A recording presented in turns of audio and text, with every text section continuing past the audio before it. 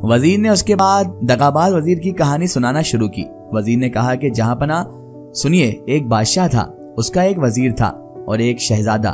शहजादे को सेदो शिकार का बड़ा शौक था और उसके बाप का वजीर उसके हमरा था। राह में उन्हें एक बड़ा जंगली जानवर दिखाई दिया। वजीर ने कहा कि लीजिए, वह जंगली जानवर है, इसे मारिए। शहजादे ने उसका पीछा किया यहाँ तक कि वह वजीर की नज़र से गायब हो गया और जानवर उसकी नज़र से गायब होकर जंगल में चलता हुआ और कुछ पता ना मिला कि वह कहाँ चला गया। अब वह क्या देखता है कि राह के किनारे एक नौजवान लड़की बैठी रो रही है। शहजादे ने पूछा कि तू कौन है? उसने कहा कि मैं हिंदुस्तान के एक राजा की बेटी हूँ। मैं इस जंगल में सफ़र कर रही थी कि मुझे नींद आ गई और मैं बेहोशी की हालत में मैं अपनी सवारी पर से गिर पड़ी और अब अकेली और परेशान फिर रही हूँ। यह सुनकर शहजादे को तरस आया और उसे अपनी सवारी पर अपने पीछे बिठा लिया और आगे चल दिया। जब वह एक खंडर के पास पहुंचे तो लड़की ने कहा कि ए आका, मैं अपनी हाजत रफा करना चाहती हूँ। शहजादे ने उसे खंडर के करीब उतार दिया। जब उसे वहां देर लगी तो शहजादा समझा कि बड़ी सुस्त है और फौरन उसके पीछे पहुंचा। तो वह उसके वाकिफ न था कि लेकिन यहाँ आकर उसे मालूम हुआ कि वह एक चुड़ैल है, बल्कि कोई लड़की वड़की नहीं, न राजा की कोई बेटी है, वो तो एक चुड़ैल है। वो अपने बच्चों से कह रही थी कि ए बच्चों, मैं आज तुम्हारे लिए एक मोटा ताज़ा नौजवान लड़का लाई हूँ।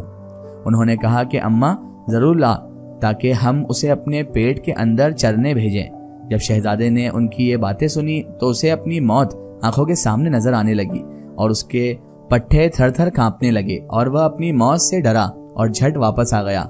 इतने में चुड़ैल फिर से बाहर आ गई और उसने देखा कि वह डर के मारे कांप रहा है और कहा कि तू क्यों डर रहा है?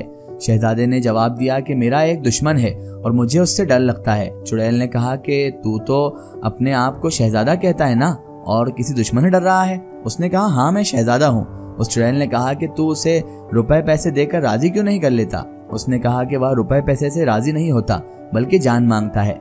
मैं अपने आप को मजलूम समझकर उससे डरता हूँ। उसने कहा कि अगर अपने आप को मजलूम समझता है तो खुदा से मदद मांग कि वह तुझे दुश्मन के शर से बचाए। शहजाद ने अपना सर आसमान की तरफ उठाया और दुआ मांगने लगा कि खुदावंद, जो परेशान हालों की दुआ कबूल करता है और बुराइयों को दूर करता है, ऐ मेरे मौला, मुझे दुश्मन पर फतह दे और उससे मेरा पीछा छुड़ा। तू जो चाहे वो कर सकता है मेरे मौला।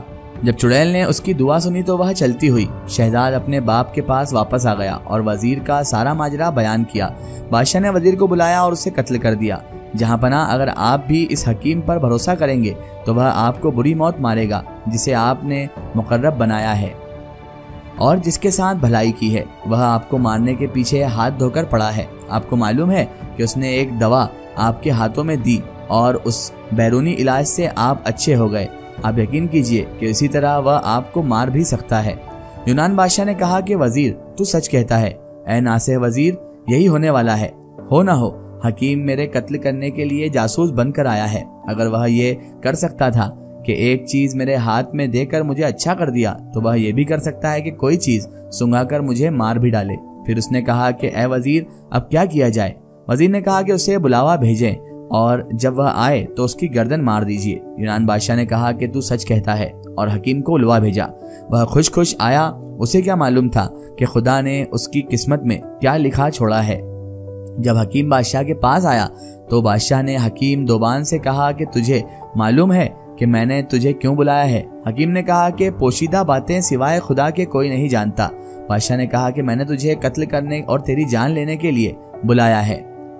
दोबान हकीम को इस बात से सख्त अचंभा हुआ और उसने कहा कि जहां पना, कौन सा ऐसा गुनाह मुझसे सरजद हो गया कि आप मेरे कत्ल के दर पे हैं? बादशाह ने जवाब दिया कि लोग कहते हैं कि तू जासूस है और मुझे कत्ल करने के लिए आया है। देख, कब्ल इसके कि तू मुझे कत्ल करे, मैं तुझे कत्ल कर दूंगा। बादशाह ने जलाद को बुलाकर कहा कि उससे दगाबाज की गर्दन उड़ा दी जाए और मुझे इसकी शर से निजात दे। हकीम ने कहा कि मुझे मत मारिए, खुदा आपको सलामत रखे, मुझे कत्ल ना कीजिए। ऐसा ना हो कि खुदा का गजब आप पर नाजिल हो जाए। ऐ देव, उसने बार बार वही कहा जो मैंने तुझसे कहा था जब तू मुझे मारने पर तुला खड़ा था। यूनान बादशाह ने दोबान हकीम से कहा कि जब तक मैं तुझे कत्ल ना कर डालूं उस वक्त तक मुझे अपनी जान की तरफ से इत्मीनान नहीं पहुंचेगा। मुझे तूने ऐसी दवा दी कि उसको हाथ में लेते ही मैं अच्छा हो गया। मुझे डर है कि मुझे कोई दवा सुंघा कर तू मार डालेगा। हकीम ने कहा कि जहां पना मेरी नेकी का यही बुराई बदला है क्या? बादशाह ने कहा कि सिवाय इसके और चारा भी नहीं है कि मैं तुझे फौरन मार डालूं। जब हकीम को अपने मरने का यकीन हो गया तो वह रोने और उसकी बात पर अफसोस करने लगा कि उसने नाअहल के साथ भलाई की। जल्लाद आया और उसने उसकी आंखों पर पट्टी बांधी और अपनी तलवार मियान से निकाली और बादशाह से इजाजत चाही। हकीम रो रो कर बादशाह से कह रहा था कि मुझे ना मारे, मुझे ना मारे, खुदा आपको सलामत रखे। हकीम ने बादशाह से कहा कि ये मेरा बदला तो वही मगरमच्छ का बदला है। बादशाह ने कहा कि मगरमच्छ का क्या किस्सा है? हकीम ने कहा कि इस हालत में मेरे लिए बयान करना मुमकिन नहीं। खुदा के लिए आप मुझे ना मारिए, खुदा आपको सलामत रखे। ये कहकर हकीम ज़ारोज़ार रोने लगा। बादशाह का एक मुकर्रब उठा और कहने लगा कि जहां पना आप इसका खून मुझे बख्श दीजिए। हमने इसे आपके साथ कोई बुराई करते नहीं पाया और इसके सिवा कुछ नहीं देखा कि इसने आपको ऐसी बीमारी से अच्छा किया है जिससे तमाम हकीम नाउम्मीद हो चुके थे। बादशाह ने कहा कि तुम लोग नहीं जानते कि मैं इस हकीम को क्यों कत्ल करना चाहता हूँ। वजह यह है कि अगर मैं इसे जिंदा छोड़ दूंगा तो मेरी जान जाएगी। जिसने मेरे हाथ में दवा देकर अच्छा कर दिया है वह यह भी कर सकता है कि कोई दवा सुंघाकर मुझे मार डाले। मैं जानता हूं कि वह मुझे जरूर मार डालेगा और उसके बदले रिश्वत लेगा। वह जासूस है और महज मुझे कत्ल करने के लिए भेजा गया है। अब सिवाय इसके और चारा नहीं कि मैं इसे कत्ल कर डालूं और खुद इत्मीनान से रहूं। हकीम ने कहा कि मुझे ना मारे, खुदा आपको सलामत रखे, मुझे कत्ल ना कीजिए, कहीं खुदा अपना गजब आप पर नाजिल ना कर दे। ए देव, जब हकीम को यकीन हो गया कि बादशाह उसे बेकत्ल किए ना छोड़ेगा, कत्ल कर ही रहेगा, तो उसने कहा कि बादशाह सलामत, अगर आप मारना ही चाहते हैं तो मैं इतनी मोहलत मुझे दे दीजिए कि मैं घर जाकर अपने घर वालों और पड़ोसियों को अपनी तजहीज़ व तकफीन के मुतालिक इंतजाम कराऊं और अपने कर्जे उताराऊं और तिब की किताबें लोगों के सुपुर्द कराऊं। मेरे पास एक खास किताब है, वह मैं आपके कुतुब खाने की नजर करूंगा। बादशाह ने पूछा कि उस किताब में क्या है? उसने जवाब दिया कि उस किताब में बेशुमार चीजें हैं और सबसे छोटी चीज उसमें यह है कि जब आप मेरा सर काट चुके तो उस किताब के 3 वर्ग उल्टें और बाएं सफ़े के 3 सतरें पढ़ें तो मेरा सर आपसे बातें करेगा और आपके तमाम सवालात के जवाब भी दे देगा। बादशाह को इस पर बड़ा अचंबा हुआ और खुशी के मारे फड़क गया और कहने लगा, ए हकीम, जब मैं तेरा सर काट डालूंगा तो क्या मुझसे तू बातें करेगा? उसने कहा कि जी हाँ। बादशाह ने कहा कि यह बड़ी निराली बात है। फिर बादशाह ने पहरे के साथ उसे रवाना किया।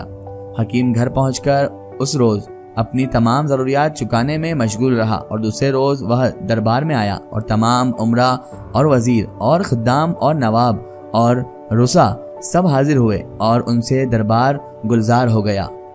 जब हकीम बादशाह के सामने पहरे के साथ खड़ा हुआ तो उसने हाथों में एक पुरानी किताब थी, एक सुरमेदानी थी जिसके अंदर मुअत्तर सफूफ था। वह बैठ गया और कहा कि एक सीनी लाओ। जब सीनी आई तो उसने वह सफूफ उसमें डालकर फैला दिया और कहने लगा कि जहां पना ये किताब लीजिए और जब आप मेरा सर काट चुके तो इसे खोलें और मेरा सर को इस सीनी में रखकर सफूफ पर खूब दबाएं। ऐसा करने से खून बंद हो जाएगा, फिर किताब खोलें। बादशाह ने उसके सर उड़ाने का हुक्म दिया और उसके हाथ से किताब ले ली। जल्लाद ने उठकर उसका सर उड़ा दिया और उसे सीनी के बीच में रखकर सफूफ के ऊपर खूब दबाया, यहाँ तक कि खून बंद हो गया।